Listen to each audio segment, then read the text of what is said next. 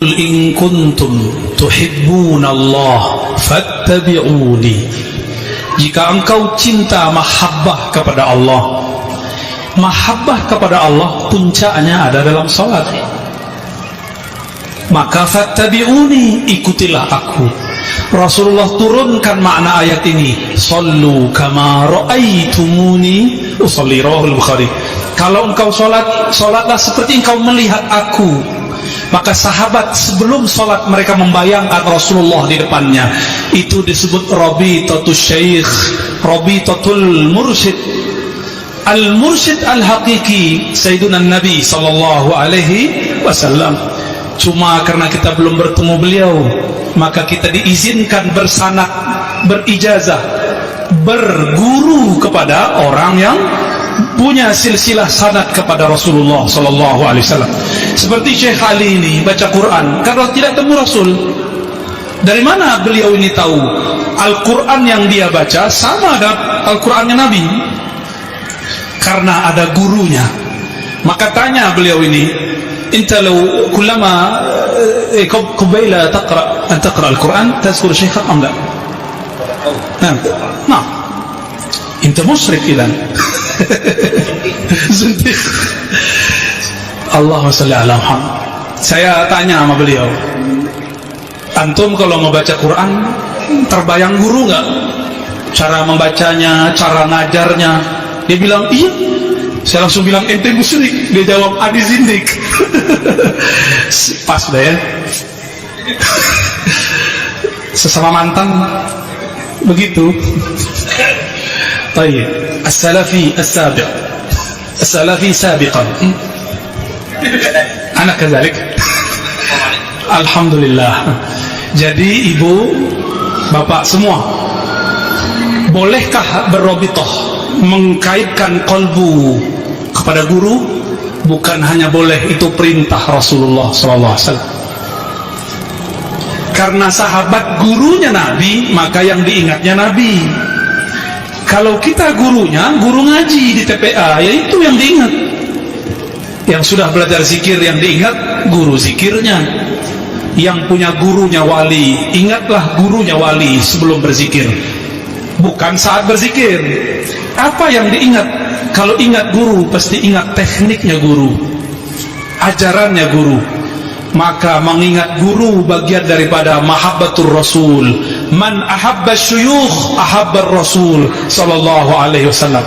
Siapa yang cinta guru-guru, mursyid-mursyid, syaikh-syaikh, kiai-kiai, maka dia telah mencintai Rasulullah sallallahu alaihi wasallam. Tentunya guru bersanad. Jadi itu boleh, Ibu. Namun sebelum sholat atau sebelum bergerak, sebelum ruku, teringat cara rukuknya. Di dalam sholat pun masih boleh, tapi teringat gerakannya, teringat zikirnya. Itulah makna sallu kama ra'aitumuni usalli. Ahli fiqih melihat Nabi sholat, keluarlah arkan wa syurut, rukun dan syarat, semuanya amal zahir. Ahlu at-turuq sufiyah, ahlul ma'arif al-ilahiyah, orang-orang ahli ma'rifat melihat Nabi sholat, maka yang terlihat oleh mereka kondisi rohani Nabi saat sholat. Itulah Sayyidina Ali, Sayyidina Abu Bakar, Sayyidina Umar, Sayyidina Utsman, Sayyidina Talha, Sayyidina Ibnu Mas'ud, sahabat. Mereka sebelum sholat teringat bagaimana Nabi nangis, teringat Nabi ngangkat tangannya bagaimana. Bukan lihat buku Sahih Bukhari, ya. Kalau lihat buku bisa sholat gak? Buku bisa sholat. Maka sholat yang sah bukan membaca buku. Sholat yang sah mengikuti gerakan guru.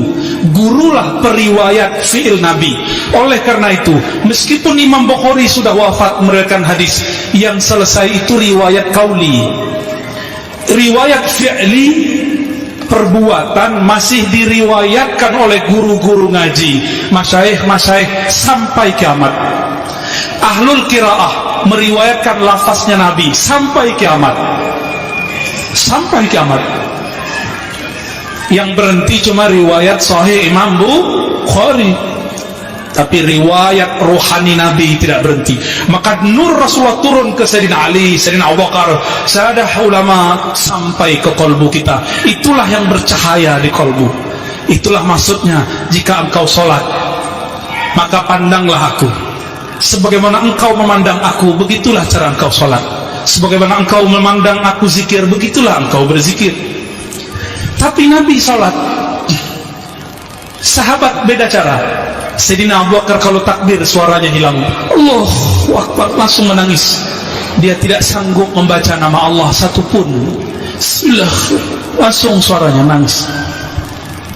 Lain dengan Sayyidina Umar, seperti Syekh Ali tadi, ya. Bismillahirrahmanirrahim.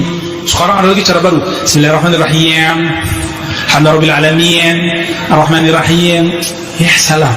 Itu enggak bergurunya kepada YouTube. Wali YouTube. Orang wali kutub, dia wali YouTube. Kalau baca Quran saja mesti berguru, apalagi ingin memahami salah satu yang dipahami dari Quran adalah cara sholat. Ya, jadi jangan ngikutin suara. Mentang-mentang sudah bacain, kawan kita saking fasihnya, Qul ya ayyuhal kafirun. Harus batil, fasid, kira fasidah. Pengen seperti orang Arab, supaya jamaah nanti merasa sholat di belakang Sudais, besok-besok diajak umroh. Ya salah gitu ya. Wallahu a'lam bis shawab.